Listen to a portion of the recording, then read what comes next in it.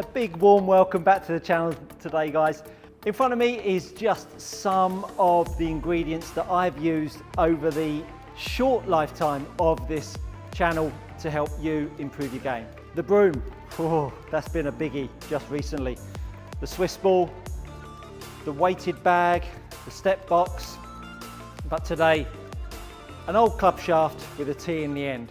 I'm going to show you what this can do for your golf. For a good while now, I've been talking about pressure on the handle. And I've had quite a few people just recently saying, Stuart, I can't feel pressure on the handle. I don't know what you mean. I've done a video, you need this drill, a couple of TheraBands, one around my neck and one being pulled on. Check the thumbnail out, you need this drill.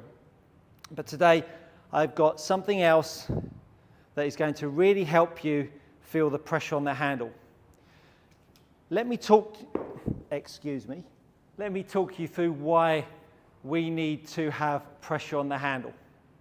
And when I mean pressure on the handle, I'm just going to put that broken club shaft down because that's going to become very, very important in a moment.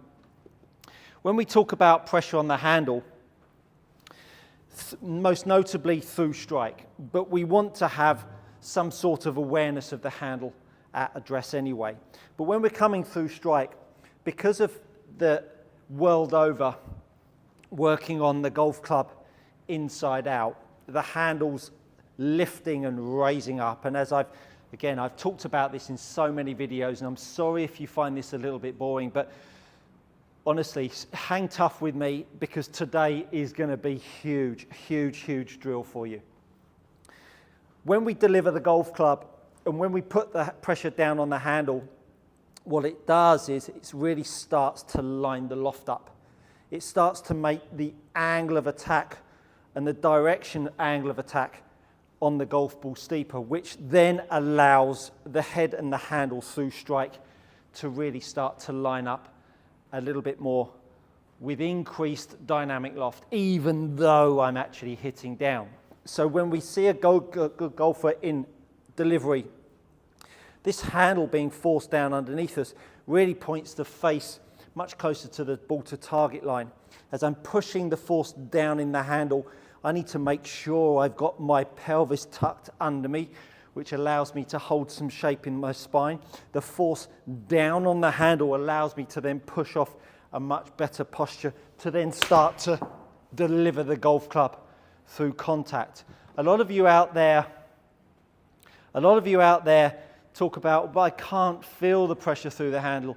If you can't feel the pressure underneath you, you need to, and that's feeling it through the handle, through the shoulders. If you can't feel that, you need to concentrate and go find out all about the lower half, the footwork, the pressure in the feet, to start to talk to you about how we need to move those more effectively. But today, I want to give you a drill that's really going to give you a super awareness of how this handle works. Let's get to it.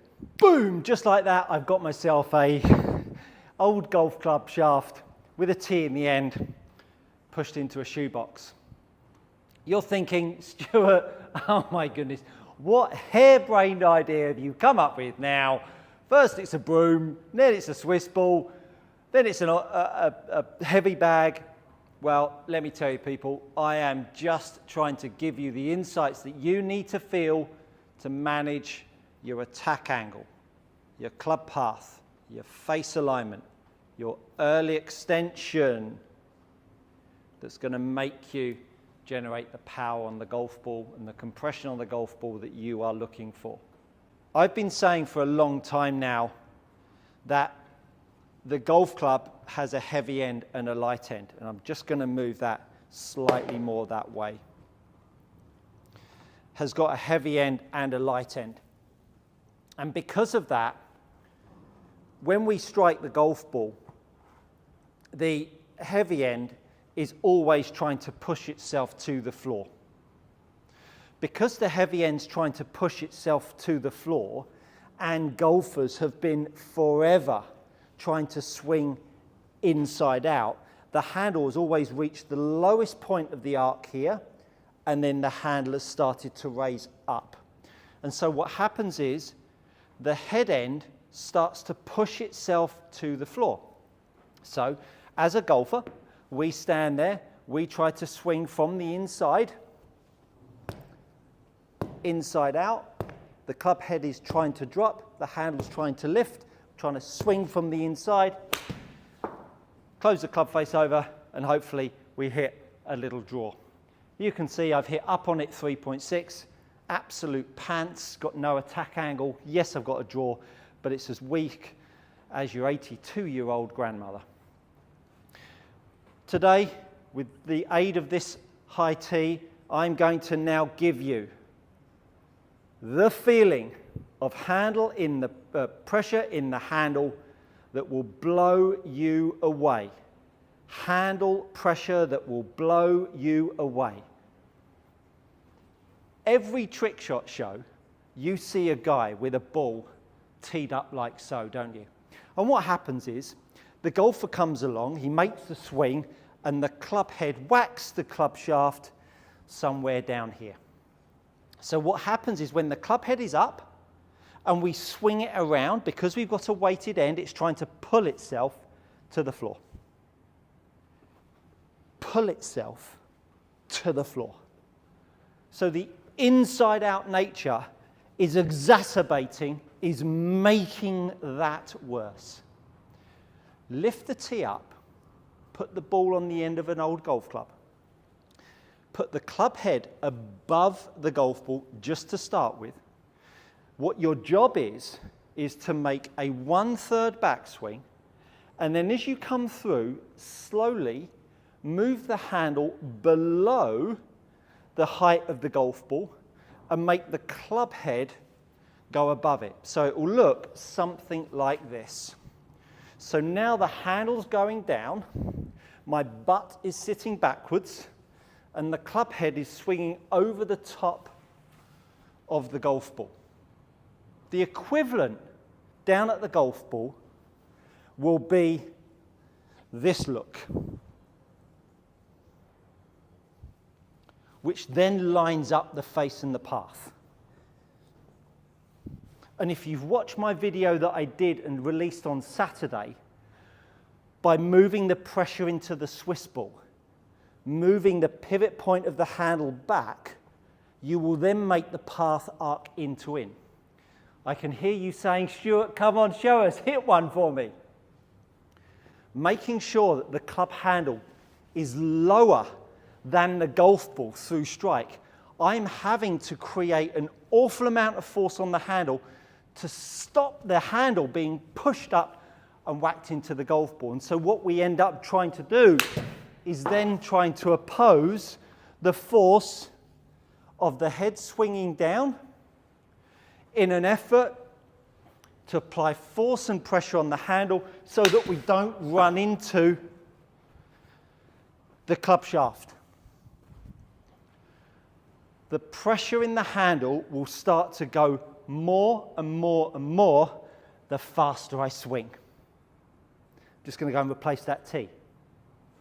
Whoever invented pink tees, they're rubbish. So as I start to swing the golf club faster, and I'm trying to stop the club head from hitting the tee, that force that I'm exerting on the handle, which is down, is hard work, because look, the hand is outside of the shoulder. So to put force down on the handle is angular, and I want it to be a little bit more linear. So when I put force on the handle underneath my setup, the force in the handle is keeping the club head up, lining the face up, and making it arc around me with the aid of the Swiss ball, the drill that I gave you on the Saturday of this week. You don't know this, that's the thumbnail. Pressure back, pressure down, and around, which allows you to start to feel that the faster I swing, the more force I need to apply into the left hand, because the left hand is trying to oppose the handle up. So when you get yourself to the trick shot guy that puts one up there, and you're the guy that swings inside out, you can see how the handle lifts up and the head whacks the ground, or whacks the high tee. So then when we go back down to the shot here, now all of a sudden, I can feel that same pressure that I'm trying to exert on the handle through strike to oppose the head falling down. But understand that the pressure of the head falling down is now far, far less because the handle is above the head rather than at the same height as the head. This puts less force on the head, less force on the handle, because the head is more below the handle. When it's up at the same height, the pull and force down that way exerts more force in the handle. So when we get our then selves back down at setup, when I'm swinging through to oppose the force in the handle, I'm still feeling exactly the same sensation as I felt on the high tee. But it's less because the shaft is angular. Understanding that to do that, every tour pro does it, which is a video that I did 3-4 months ago. I talk about setup. I talk about the relevance of the handle being underneath the shoulder so that I can create force and pressure down on the handle, because that force and pressure down on the handle makes it all line back up. If I've got a force and pressure down on the handle, I better make sure I've got force and pressure up through my feet, which keeps me into the angles in my posture that allow me to exert that force on the handle, that allow me to oppose the energy that the head's trying to pull on the handle, the energy that's trying to pull my body out. Give that drill a try, because I promise you, you will start to wake up and smell the coffee of how this light end and this heavy end are acting upon themselves down at strike. If you have a poor grip, you will not be able to apply this stuff because the ball will be going off all different directions. Build from the ground. Get your fundamentals right. And then we'll be able to learn to play this game the way we all want to, the way we see it with the best golfers in the world.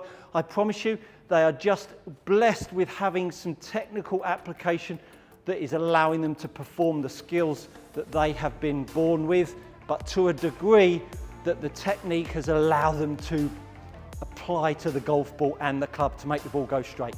I think you'll find that's good coaching. If you've liked it, do hit the like button, share and subscribe, and I look forward to seeing you next time.